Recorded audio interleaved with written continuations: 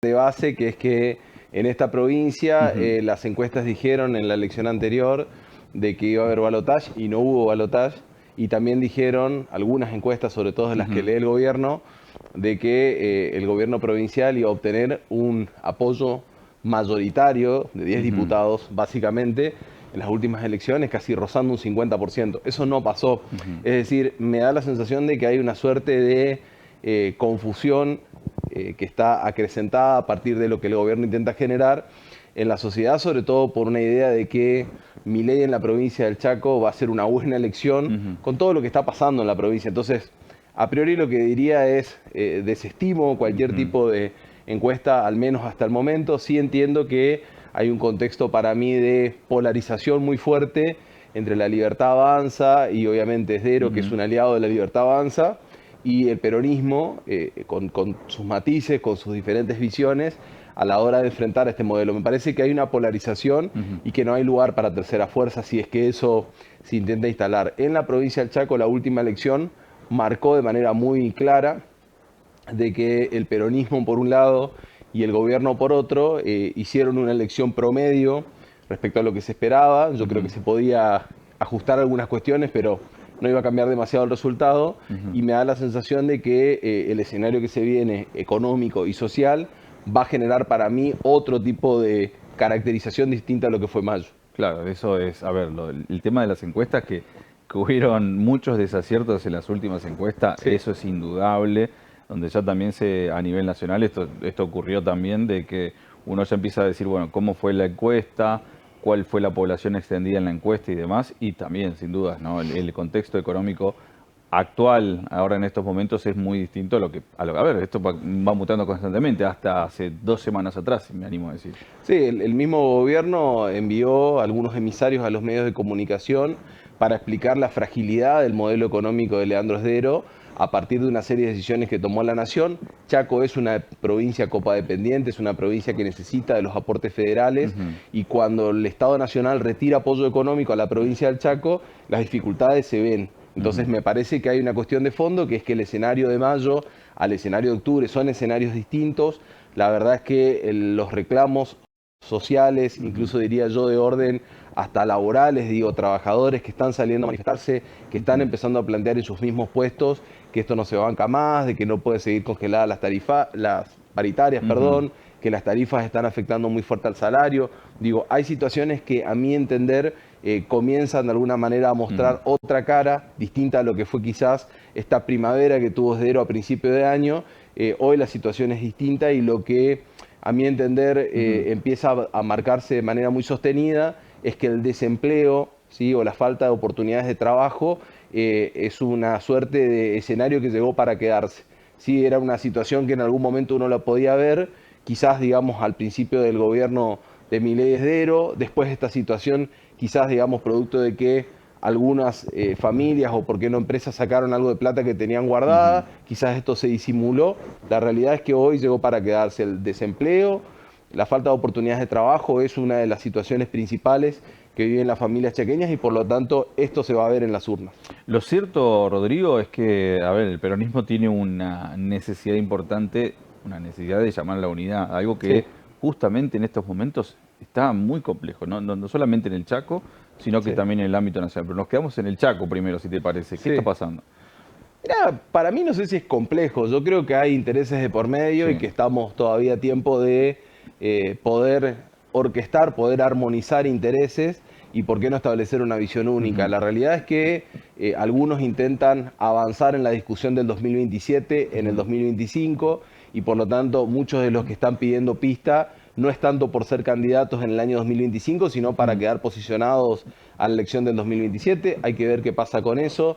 Creo que también, digo, por parte de Capitanich, entendiendo que hay un contexto de renovación, es el primero en decir, podemos tomar algunas decisiones. Incluso él, digo, se ha puesto como primer, si se quiere, digo, como el primer obrero de la construcción de la unidad, a partir de haber sido primer candidato a diputado provincial, pero también dejando en claro de que no va a ser presidente del partido en la próxima etapa, de que está dispuesto a ceder en determinadas posiciones. Así que hay algunos elementos que a mí me dan que pensar de que estamos mucho más cerca de la unidad que hace 2 meses atrás. Sí creo que no hay que confundir los tiempos y mucho menos, digamos, no hay que desestimar lo que efectivamente la gente elige. Cuando la gente elige diputados y senadores es porque también está diciendo cuál es su posición respecto a la Argentina, no solamente respecto al Chaco. Entonces, podemos tener una discusión muy profunda respecto a qué hacemos en el Chaco, pero en definitiva es una discusión que se da en torno al modelo nacional. Digo, ¿qué vamos a hacer con Milei? ¿Milei sí o Milei no? Es esa para mí la elección del mes de octubre.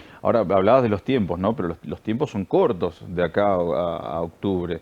Y como decías también, muchos piensan que comenzó una campaña pensando ya en un par de años más adelante. Totalmente. Eso no suma, eso resta y mucho para el peronismo hoy.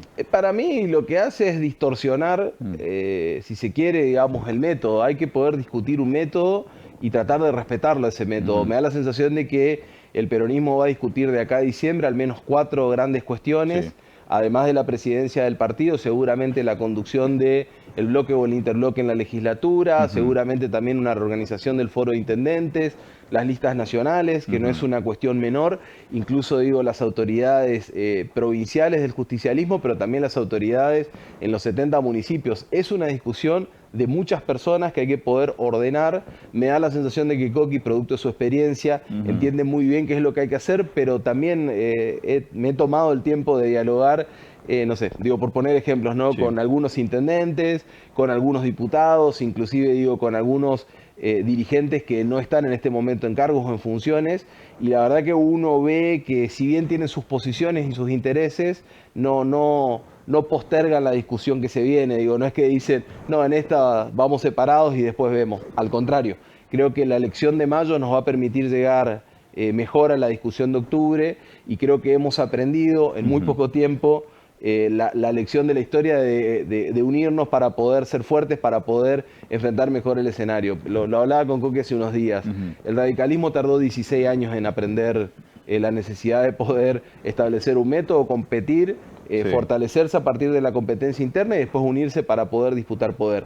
Nosotros no podemos, digo, en ese sentido no podemos repetir los malos métodos que han tenido quizás adversarios, como es el caso del radicalismo en este momento. O sea, el radicalismo es gobierno porque tuvo un método, definió qué había que hacer, compitió y ahí está gobernando. Bueno, el peronismo, digo, tiene que poder para mí establecer un método, animarse a discutir de cara al futuro qué hacemos hoy, y seguramente en 2027 será alternativa. Rodrigo, Magda Sala y Capitanich se habla de que hay una recomposición, una unidad, se está convocando. Lo que llama la atención es que por ahora, por el momento, vemos que es muy virtual. No hay fotos juntos, no hay reuniones públicas, no pasa mucho. ¿Cuándo va a llegar ese momento? Esas son las ansiedades de muchas veces de los medios de comunicación, o también las ansiedades de determinado sector de la política. Yo confío mucho en la necesidad quizás que hay de armonizar esto que te decía, intereses y visiones distintas en una visión común, una mirada de lo que hay que hacer. Entiendo que la unidad tiene que ser con todos, pero también soy consciente de que puede ser una unidad de mayorías y no una unidad con todos, producto de que algunos, probablemente por no estar en el lugar de Magda o por no estar en el lugar de un peronismo disidente a Capitanich, quizás, digamos, pretendan hacer otra cosa. Bueno, digo, son cosas que pueden llegar a pasar. Me da la sensación de que hay una definición de orden nacional muy marcada respecto a respetar la conducción de Cristina, incluso en esta circunstancia, y también me da la sensación de que mayoritariamente en la provincia del Chaco hay un respeto por la conducción de Coqui, así que creo que es momento de saber esperar. Creo que van a llegar esos escenarios que decís, quizás antes de lo esperado, digamos, quizás antes de agosto, te adelanto ahí. Bueno. Y creo que algunas discusiones en las que nosotros podemos llegar a dar, digo, me refiero a la militancia o a la dirigencia que está construyendo todo el músculo que se necesita para la unidad, un poco tiene que ver, digo, con entender el contexto.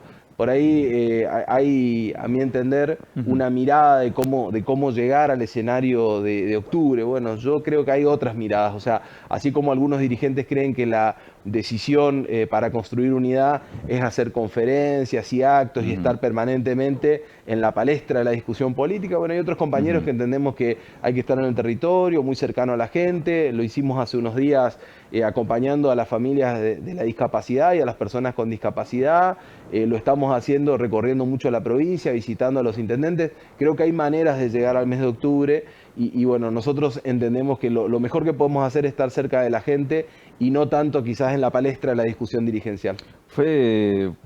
¿Consideras que fue desacertado o coincidís o comprendés la situación por la que Coqui no estuvo presente en la entrega de diploma?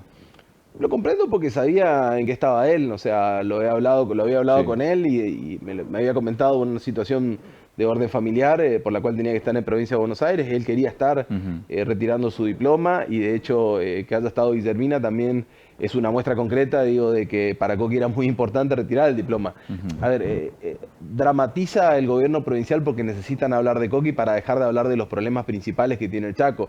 Pero la realidad es que en esta provincia hay diputados que ni siquiera fueron a buscar el diploma porque habían perdido las elecciones.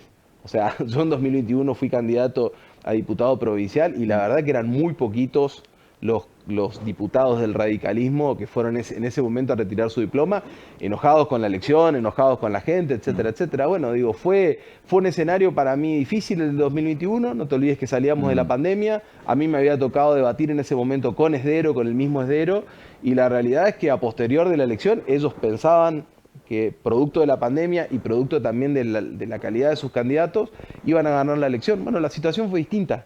Ganó la renovación, digo, tuvimos un apoyo muy fuerte por parte de Coqui en ese contexto, en ese momento. La elección fue buena para todo lo que estaba pasando a nivel país y quizás algunos enojados decidieron no ir a buscar. Nadie habla de esto porque quizás digo, ni siquiera eran nombres muy conocidos, Ujú. pero en otro momento hay diputados que ni siquiera se tomaron el tiempo de ir a buscar su certificado. En el caso de Coqui tuvo un problema y lo entiendo, es comprensible.